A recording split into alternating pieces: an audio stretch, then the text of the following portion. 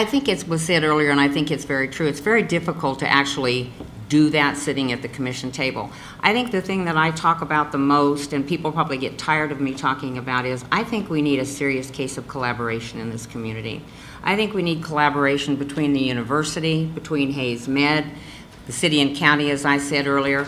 I truly believe if you put all those people behind a door and don't let them come out until they can be shoulder to shoulder, I think you'll come up with some amazing solutions. I've seen it happen over and over again.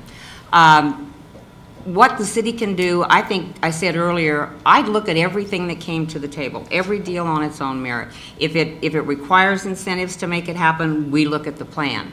So I think as a commission, those are the things we can do, is continue encouraging people to come to the table and to consider our community and especially the quality of life here. Thank you. Mr. Mayers, whenever you're ready.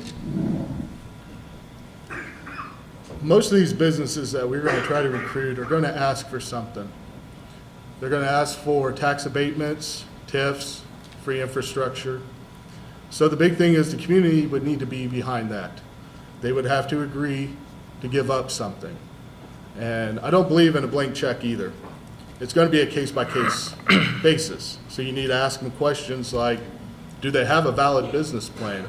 Do they, how many employees are they going to hire? What kind of wages are they going to pay? What as a community are we going to get back out of it? Does it fill a need? I think there's opportunities out there. I think there's opportunities that we've missed out on. And those opportunities, we say we're inviting, but there's only so many times that you're going to turn down these opportunities before you don't get any. Thank you. Mr. Rose, whenever you're ready. Because I feel like the state of Kansas has made it tough on us for job creation in Hayes over the last legislative session. I think the best way to bring business people to Hayes, to give them a reason to be in Hayes in general, is to figure out a way to lower their tax burden. Whether that becomes from TIFs and CIDs, typically these are taxes that they put on their customers, and at least it's a consumption tax. We look at all those things. Like I said, sometimes it's just about being in a good economic atmosphere.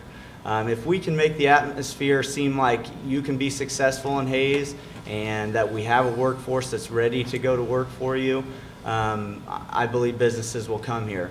Otherwise, if we can't figure out a way to make their tax burden less than other communities of our size throughout the country, the only other reason to be in Hayes is how great our people are, and we can't rely on that for everything.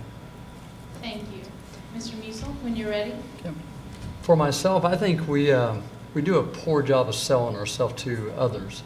As a small business owner now, and also my fellow commissioners laugh at me, I've been a part-time Uber driver, and people all over the country come to our town and brag about how great our town is, how clean it is, and how nice we are.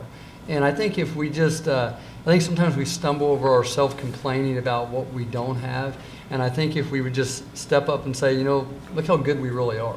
And I think if we would continue doing that, you'd be surprised how many people want to come here. Believe it or not, there's people that stop in Hayes all the time because we're kind of that middle of the road community. And I think we need to sell ourselves better. I think our CVB does a tremendous job. The chamber does a great job. But and being downtown as a business owner now, it just blows my mind how many people stop off the interstate and just brag about it. They just can't believe how great it is. And to me, that's a huge asset for our community. Thank you. Mr. Dinkle, when you're ready.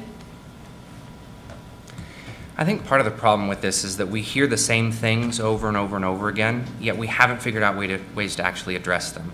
We hear that real estate is just too high. We can't offer enough tax incentives to get businesses like our in Garden City because the land prices are absurd.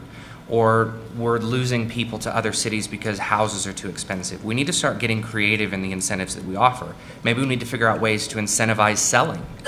Maybe we need to figure out a way to make it more worthwhile for these landowners that are sitting on these outrageously priced parcels of land to actually get rid of it.